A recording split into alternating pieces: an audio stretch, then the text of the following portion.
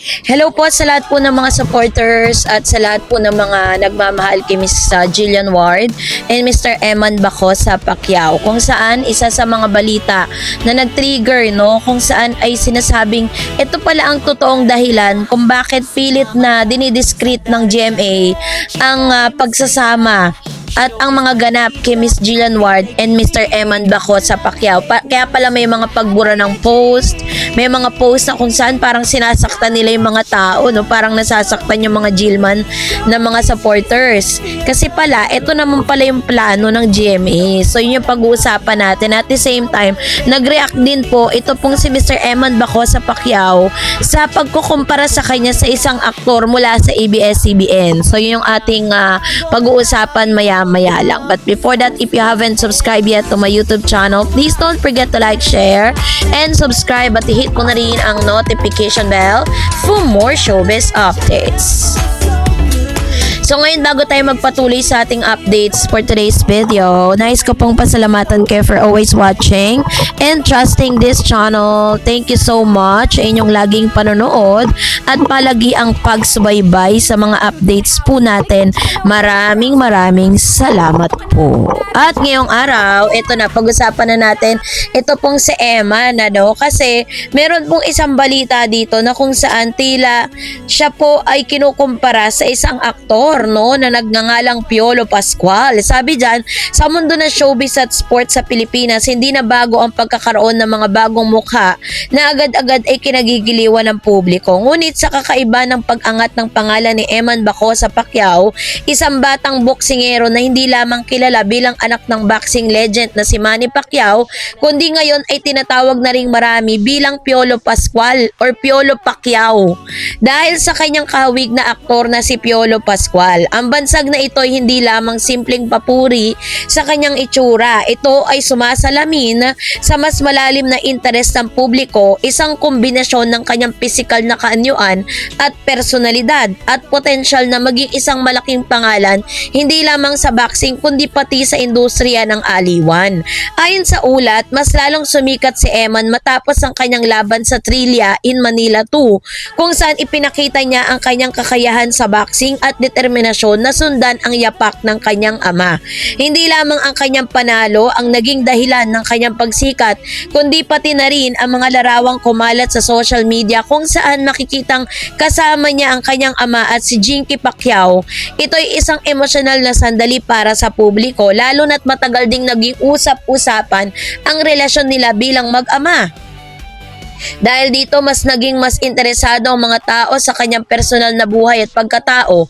Ang kanyang pagiging humble at makadiyos ay lalo pang nagpalapit sa kanya sa masa. Isa sa pinakamalaking dahilan ng kanyang viral na kasikatan ay ang bansag sa kanya ng pagiging isang Piolo Pascual. Ayon mismo kay Emma, natutuwa siya sa bansag na ito, tinanggap niya ito ng may ngiti. Sa unang tingin, tila simple itong biro lamang ito sa mga netizen. Ngunit, kung susuriin natin, mas malalim itong implikasyon. Ipinapakita nito na may star appeal din naman talaga si Eman kung tutuusin, 'di ba? Kasi syempre, sa ngayon nakikita natin na parang si Eman batang probinsya, tapos hindi pa ganoon kakinis yung itsura niya. Doon tayo sa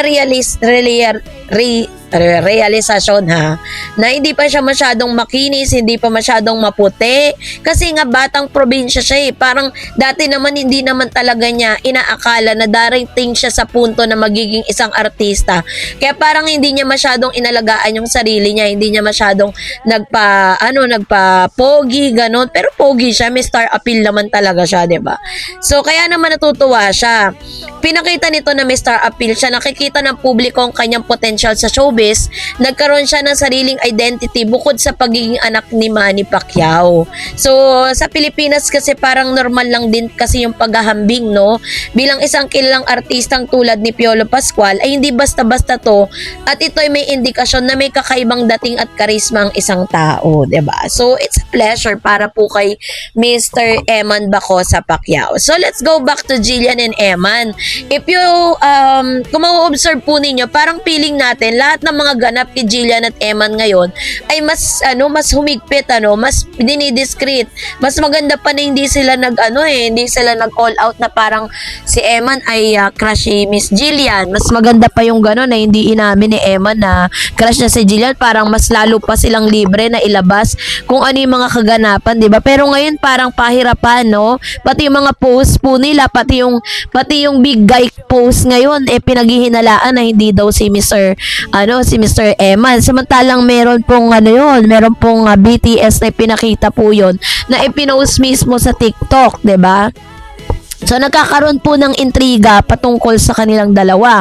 So, dito naman po sa serye na ito, meron naman palang ibang plano ang GMA para dyan. Kasi, doon po sa kanilang teleseryeng Never Say Die, alam natin ang magka-partner doon.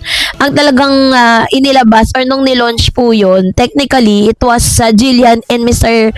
David Licauco. Nung una, sinasabi nila na hindi talaga sila magka-love team. They are just partner there. Tapos, parang partners in crime. Pero sa takbo po ng storya ngayon, parang siniship na si Jillian kay David, no? Mas lalo magagalit ang mga Barda fan dyan kasi pinaasa nyo na hindi naman talaga sila magka-love team. Tapos ngayon makikita mo na parang parang nagkakamabutihan na sila dun po sa serye, 'di ba? So, kaya naman pala parang iniiwas din ng GMA na mag-trending si Jillian tsaka si Eman kasi this is not their time para po ipakilala sa publiko dahil nagfo-focus muna sila, Jillian and David, na tambalan, 'di ba? Pero parang doon muna kayo mag-focus, wag kayo malito. Walang Rahil at wala ding Eman. Wala munang ganon. Parang ganon yung plano nila, 'di ba? Kasi gusto talaga nila na mapag-usapan ito pong ito pong serye na ito na Never Say Die. So dahil dito is nagte-trending siya, parang sinasabi nila na naiiba daw yung takbo ng kwento. Kasi yun nga yung kanilang press release Yun yung kanilang narrative na walang love team na magaganap between Jillian and David. Pero here it comes, yung kanilang serye, makikita mo sobrang sweet nila para silang papunta na sa pagiging magkarelasyon, 'di ba? Parang ganun yung tema ng kanilang ng series na Never Say Die. So, ang inaabangan natin is dahil nga ganyan yung takbo ng storya, pwede pa rin umikot yan. Pwede pa rin yan magbago, 'di ba? Kung napanood po ninyo yung teleserye na Maria Clara at Ibarra ni David at ni Miss Barbie, hindi naman talaga sila hindi sila love team doon at hindi sila ang bida doon. Pero ang ending, dahil nag-trending po yung kanilang accidental team up, no? Yung accidental lang talaga yun, out of nowhere, bakit biglang Barbie at David ang nagkatuluyan sa huli, 'di ba? So, yun yung peg ng hindi pa sa ngayon si Jillian at si Eman ang kanilang part ng narrative. Si Jillian at David muna. So, all in all, pagkatapos niyan, pag sinabi ko nga sa inyo sa mga recent vlogs ko sa inyo na kapag nakita na ni GMA na maganda ang outcome, maganda ang naging resulta ng pagpasok ni Mr. Eman Bacosa at pagkakaroon ng relasyon. Nung ba parang paano magtatagpo si Eman at si Jillian at paano makakaapekto si Mr. Eman Bacosa Pacquiao sa buhay ni Miss Jillian Ward doon po sa kanilang serye. Doon po magkakaroon ng magkakaalaman kung sino ba talaga ang makatuluyan dun ni Miss Jillian. Kasi ganyan talaga, kailangan po nilang pulsuhan yung mga manonood. Hindi pwedeng kung ano lang yung narratives na gusto nilang lumabas, yun lang. Depende po kasi yan sa pagtanggap ng tao. Kaya sa ngayon, is-taste muna tayo, no? Marami silang mga discreet moments.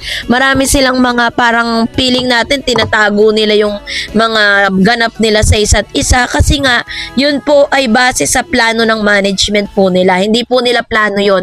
Hindi nila plano na itago at hindi nila plano na ilihim sa kanilang mga supporters what is going on between them, 'di ba? Tanging ang management ang nagpapatakbo ng kanilang karera. Yung mga minsan kasi ganun, hindi maiiwasan na madama yung kanilang personal na buhay doon po sa kanilang karera na tinatahak. Kahit magkaiba sila ng landas, pero sa ngayon pareha silang mga actors, diba? Sa pagpasok ni Eman bilang isang aktor ay yun po yung isa sa mga way para mas lalong mapalapit siya kay Jillian.